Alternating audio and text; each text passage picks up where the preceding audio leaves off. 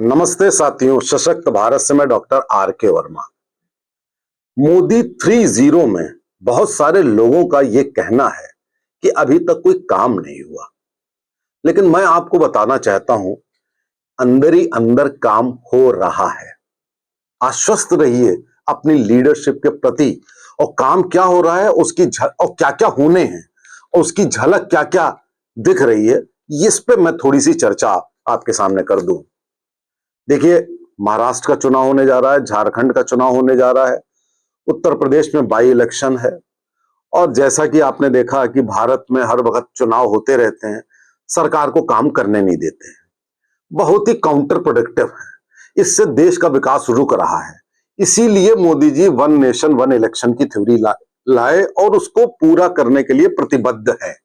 लेकिन जब तक हो नहीं जाता तब तक तो प्रॉब्लम है ही है।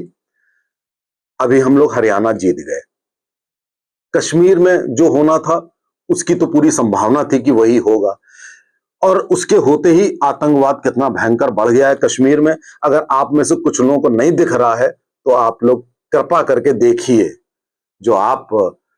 जो ये मोदी सरकार का विरोध जो लोग करते हैं वो देख लें कि कितने गुना ज्यादा आतंकवाद बढ़ गया है। आप कहेंगे कि वहां की law and order central government के हाथ में है, आप ये कहेंगे ना, लेकिन है, सही बात है, लेकिन मोराल एक चीज होती है।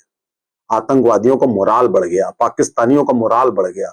वहां की जो लोकल पॉपुलेशन जो सरेआम खुलेआम कहती थी कि हम भले हमारे बच्चे पढ़ने जाने लगे हों, भले विकास हो गया हो, लेकिन हम वोट नहीं देंगे बीजेपी। उनको भी ये समझ में आना चाहिए कि अब तुम्हारे बच्चे, तुम्हारी लड़कियां सुरक्षित नहीं है, तुम्हारा परिवार सुरक्षित नहीं है, और ये जो मोराल डाउन होगा ये कश्मीर के लिए अच्छा नहीं। खैर, हम इस पर कश्मीर पे चर्चा अभी नहीं कर रहे हैं। अब साथियों, महाराष्ट्र झारखंड में है, संभावना है कि हम महाराष्ट्र निकाल ले जाएंगे और झारखंड भी आसानी से निकाल ले जाएंगे, और इस बाई इलेक्शन में मिला जुला परिणाम आएगा, देखा जाएगा। इन चुनावों के बाद साथियों क्या होना है, इन चुनावों के बाद 23 नवंबर को परिणाम आ जाएगा, फिर दिसंबर आ जाएगा, फिर शीतकालीन सत्र आ जाएगा। शीतकालीन सत्र में वो जो वक्फ एक्ट अमेंडमेंट है, पूरी संभावना है कि वो पार हो जाएगा, वो पास हो जाएगा। हालांकि हम सब लोगों की मांग थी कि वो पूरा हटना चाहिए, लेकिन चलिए, काम धीरे धीरे हो रहा है, वही ठीक है, उसी को हम स्वीकार करते हैं। और हम सबकी मांग थी कि एक सनातन बोर्ड भी बने, और उसको कई लोग इस विचार को आगे बढ़ा रहे हैं, देखते हैं उसमें क्या होता है। बहुत ज्यादा हम आशावान नहीं है कि सनातन बोर्ड बनेगा, लेकिन हमारी मांग है और हम इस मांग को प्रेस करेंगे। उसके बाद साथियों, 13 जनवरी से महाकुंभ शुरू हो जाएगा। आपसे अनुरोध है कि अपनी संस्कृति के लिए समर्पित रहिएगा और बहुत कुछ ऐसा करिएगा जिससे सनातन धर्म का अस्तित्व बचा रहे। और ये जो हिंदू सभ्यता है, जो 10,000 साल नहीं, जब से ये प्रकृति आई है तब से है, ये मिटे ना, बाकी 42 सभ्यताओं की तरह मिटाने की कोशिश लगातार जारी है। उसी दिशा में जब आगे कुंभ के बाद साथियों, उसके बाद जनगणना होनी है। जनगणना में विपक्ष का रोल बहुत ही नकारात्मक है। कहां दुनिया आगे जा रही है और विपक्ष क्या चाहता है कि उसको मालूम है कि मुसलमानों का वोट उसे एक मुश्त 95% मिलता है, और हिंदुओं को अगर डिवाइड कर दें तो हम सत्ता पे काबिज हो जाएंगे।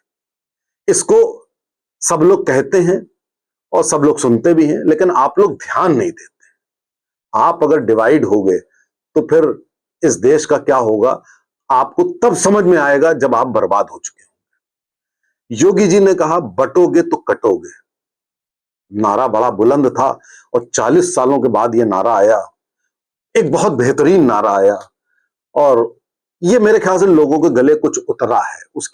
उससे हम लोगों ने थोड़ी झलक हरियाणा में देखी, और शायद इन चुनाव में भी देखने को मिल जाए कि अगर आप बटे तो आप कटेंगे, और ये बिल्कुल निश्चित है। खैर, इसके बाद ये जो जनगणना है, जनगणना में विपक्ष का रोल होगा कि किसी तरीके से जातिगत जनगणना हो। हम जातिगत जनगणना के बहुत विरोध में हैं, क्योंकि उसके बाद शुरू हो जाएगी जातिगत राजनीति और हिंदू जाएगा बट। यही चाहता है विपक्ष। तो पूरी कोशिश करिए कि जनगणना जातिगत ना हो। आप अगर जातिगत जनगणना होती है तो आप सबसे पहले ये एम्फेसाइज करिए कि हिंदुओं की जातिगत जनगणना अगर होनी है तो मुसलमानों की भी। जितनी हमारे वहां जाति है उतनी उनके वहां जाति है। और जातिगत जनगणना के साथ साथ संप्रदाय की जनगणना होना जरूरी है कि भाई कितने जाट हैं, कितने नॉन जाट हैं, कितने जाटव हैं, कितने नॉन जाटव हैं, कितने लिंगायत हैं। बहुत सारे संप्रदाय होते हैं, संप्रदाय की करिए ना। उसके बाद भैया आप धर्म, आप जाति की नहीं तो संप्रदाय की राजनीति कर लीजिएगा। तो वो संप्रदाय यदि आ जाता है, क्योंकि धर्म और जाति के बीच की चीज संप्रदाय होती है, तो वो अगर शामिल होती है तो ठीक है, हमें उसमें कोई इतराज नहीं है। जातिगत जनगणना के बाद साथियों होगा डिलिमिटेशन, परिसीमन। परिसीमन का मतलब आप समझते हैं। परिसीमन का मतलब है कि लोकसभा की सीटें उनमें फेरबदल होगी, कुछ बढ़ाई जाएंगी। आप सोचिए कि जब देश आजाद हुआ था तो केवल 32 करोड़ जनसंख्या थी।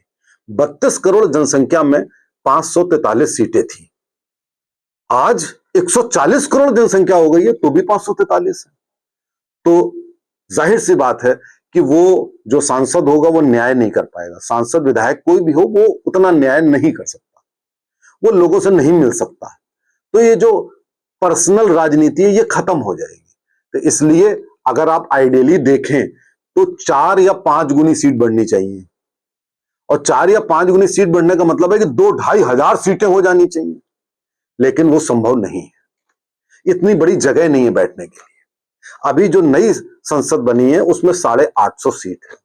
हमारा अनुमान है कि लगभग 825 या 850 सीट संसद में हो जाएंगी। लेकिन उन सीटों से फर्क इसलिए ज्यादा नहीं पड़ेगा क्योंकि हमारी सरकार ने महिलाओं का आरक्षण सुनिश्चित कर दिया है, 30-33% जो भी।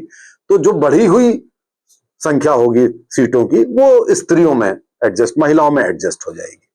तो अगर आप देखें तो 850 सीट हैं तो 425 सीटें तो रिजर्व हो जाएंगी महिलाओं और अनुसूचित जाति के लिए। अब बाकी की 4.25 जो हैं वो रहेंगी जो जनरल कैंडिडेट हैं उनके लिए। तो ये 850 सीट होंगी और इनमें भी फेरबदल होगी। अब फेरबदल ऐसे होगी कि अब जैसे लखनऊ में मैं बैठा हूं, लखनऊ इतना बड़ा शहर है और उसका एक सांसद है। जाहिर सी बात है कि वही सांसद मंत्री बन जाते हैं केंद्र के, तो वो न्याय नहीं कर सकते। तो जाहिर सी बात है कि 2 सीटें होनी चाहिए और उन 2 सीटों में भी अगर एक पुरुष और एक महिला हो तो भाई महिला भी कुछ करेगी महिलाओं के लिए, तो ये अच्छा अरेंजमेंट हो जाएगा। और जो विधायकी है, विधायकों में जो सीटें बदलेंगी, अक्सर ये होता है कि अब लखनऊ वेस्ट में मान लीजिए लखनऊ उत्तर है, पश्चिम है, पूरब है, सब है, तो इनमें रीऑर्गेनाइजेशन होना चाहिए। कोई कॉन्स्टिट्यूएंसी बड़ी है, कोई छोटी है, किसी में कोई पोर्शन आना चाहिए, किसी में कोई पोर्शन आना चाहिए, तो ये थोड़ा सा रीएडजस्टमेंट भी होना है। तो अगले 2 साल 2025 और 2026 जनगणना और परिसीमन में बीत जाएंगे साथियों। कोई और बड़ा काम होना बड़ा मुश्किल हो जाएगा क्योंकि ये बहुत बड़ा काम है। पूरे देश की राजनीति की दिशा बदल जाएगी, दशा बदल जाएगी। और 26 के बाद तुरंत 27 में उत्तर प्रदेश का चुनाव होगा। यानी कि उत्तर प्रदेश का चुनाव जो 27 में होगा वो परिसीमन के बाद होगा। तो सीटें बढ़ी हुई भी हो सकती हैं, उनमें रीएडजस्टमेंट भी हो सकता है। और उसके बाद 2029 में जब लोकसभा का चुनाव होगा तब साथियों पूरी उम्मीद है कि 1 नेशन 1 इलेक्शन वाला जो एक प्रण है वो शायद पूरा हो जाए और 2027 से 29 के बीच में संवैधानिक संशोधन करके 1 नेशन 1 इलेक्शन यदि कर दिया जाए और 2029 के बाद फिर आप सीधे 5-5 साल में कराते रहें पूरे देश का, तो देश का बेहतर विकास हो जाएगा। तो साथियों ये कहना बिल्कुल गलत होगा कि सरकार अस्थिर है, कमजोर है या कोई काम नहीं कर रही है ना। सबसे ज्यादा काम इसी टर्म में होगा जिसमें पूरा देश बदला हुआ नजर आएगा। नमस्ते, जय हिंद, जय भारत।